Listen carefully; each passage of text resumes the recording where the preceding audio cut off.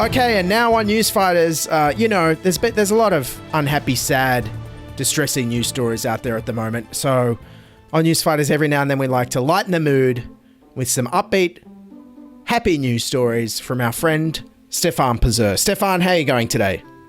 I'm good. Yourself? I'm good. Going good. Pretty good. Now, I understand you've trawled the internet and found... Because, the news lately has been very depressing. Very complex, very depressing. So I understand you've trawled the internet and found some upbeat, happy news stories for us. And did these make you happy, these stories?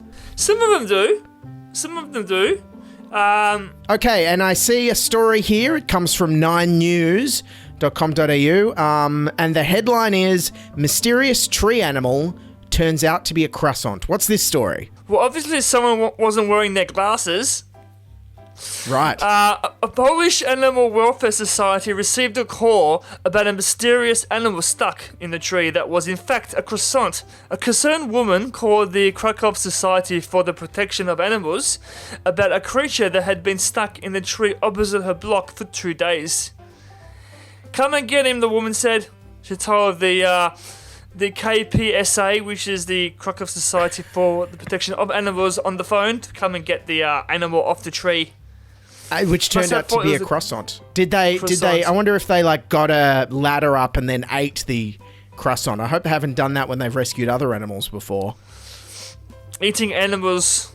Well, it brings a new meaning to the term BYO snack. Exactly. Have you seen any interesting animals up trees or any interesting snacks up trees that you've mistaken for animals? No.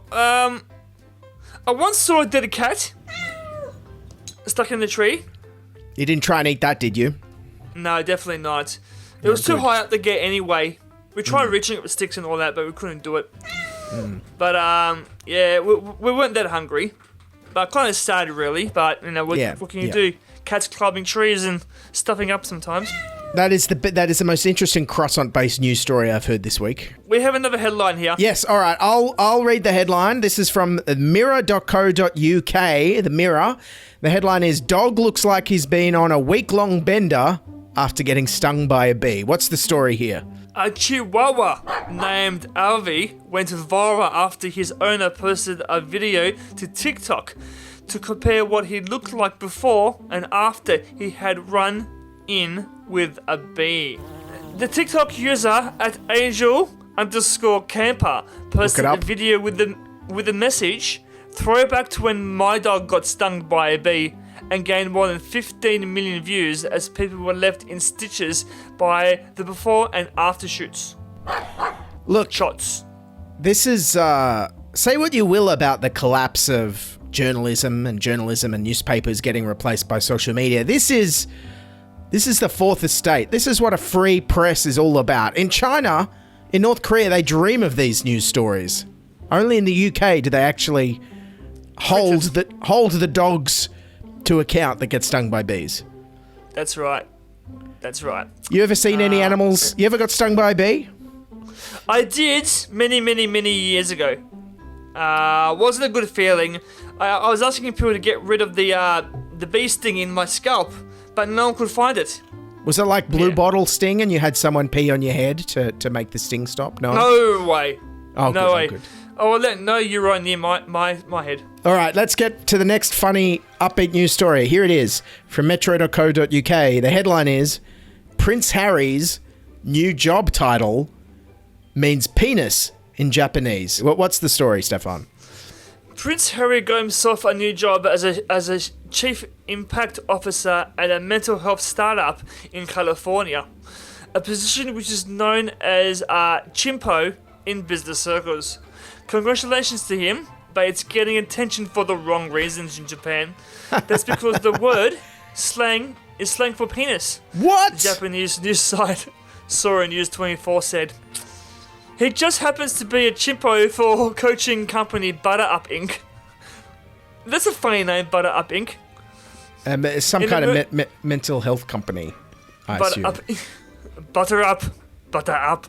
A move which was announced in March. After the move was announced, he told the Wall Street Journal he wanted to use the role to create an impact in people's lives. Interesting. So yeah, Chimpo stands for Chief Impact Officer. So what's like a Deputy Impact Officer? Is that a Dimpo? What's the Head Impact Possibly. Officer? Is that a Himpo? It leaves a lot of questions, Stefan. It does. You can even mention other words in that category too that rhyme with that, but I won't go there. That won't be funny if I mention something else. Well, good on Prince Harry for getting out there and getting a job in this economy. It's very tough at the moment, so good on him. Yeah. Trying to be out there in the community as much as he can. Exactly. Which is always a good thing. Lifting himself up by the bootstraps. Or in this case, the Chimpo straps. Chimpo. That's right. Penis straps in Japanese. The next news story comes from very reliable, fair and balanced news source, Fox News. And the headline Very is reliable. Houston police. Houston, we've got a problem. Yes, Houston police, we have a problem. Houston police say crystal meth was found in a breakfast burrito. So apparently the illegal drugs were hidden in a breakfast food and were found earlier this month by Transportation Security Administration officials at William P. Hobby Airport in Houston. Wow. Houston. Apparently breakfast burritos are delicious, but officers were surprised to find crystal meth in it. Jeez, you wouldn't have needed your coffee with that. It would have waken you right up. What is this? Is this a new Taco Bell or Guzman and Gomez meal deal right here? The meth and eggs burrito. Guacamole is still $2 extra. Extra. What's the weirdest thing? Would you ever get burritos? What's the weirdest thing you ever get in a burrito? Probably an oversupply of rice more than anything, really. Yeah, mind you, that's very carb heavy, so you would need the meth to balance it out, I assume. Yeah, I would say so. For your diet, yeah. It's a diet burrito. Crazy. It still has all the carbs, but a little pep. All right, and our final good time, fun, happy news story.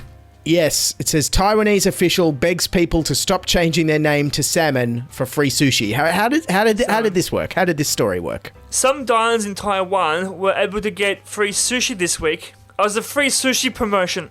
By officially changing their names, but the flood of requests had one local official begging people to stop. So the sushi chain, Aikido Surushi, kicked off what local media later dubbed the Salmon Crisis after offering free food on Wednesday and Thursday to hold tables of customers called Guyu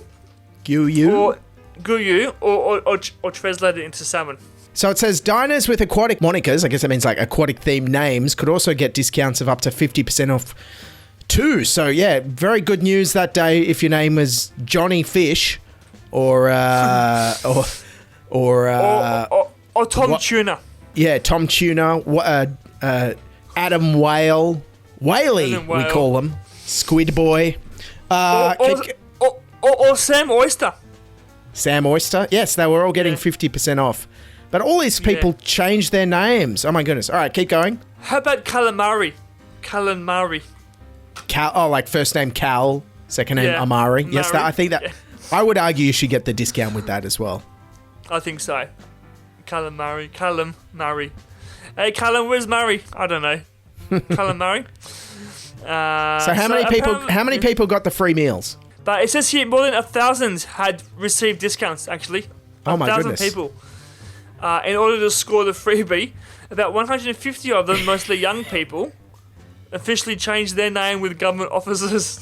Oh my goodness. I wonder if they changed them back. I know in Australia there's some kind of rule like you can't change your name back and forth all the time. Yeah. So I don't know if that's the case. Oh, and here we go. What are some of the names? We've got Salmon Prince, Mitsuo Salmon King, Salmon Fried Rice.